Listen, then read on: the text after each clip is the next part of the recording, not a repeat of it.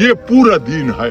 खाना पीना, उठना बैठना, सोना जागना, कपड़े पहनना, निकाल, शादी करना, गम करना, ये सारे तरीके हजूर पाक सल्लल्लाहु अलैहि वसल्लम के मौजूद है। लेकिन आज मुसलमान गैरों के तरीकों पे जिंदगी गुजार रहा है। अल्लाह, किसी कोई आदमी गया है मौलवी साहब के पास, मौलवी साहब हजूर पाक सल्लल्लाहु अलैहि वसल्लम ने अपना बेटी फातिमा ज़हरा रज़ी अल्लाह अन्हा, जो जन्नत की औरतों का सरदार होगा, किस तरह शादी किया, जरा मुझे बताओ कि मैं भी अपना बेटी की शादी उस तरह करूं। कोई गया है मौलवी साहब के पास?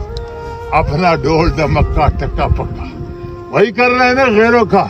तो मेरे भाई, हम तो मुसलमान हैं। इस सिलसिले में ये जुमात आया हुआ है।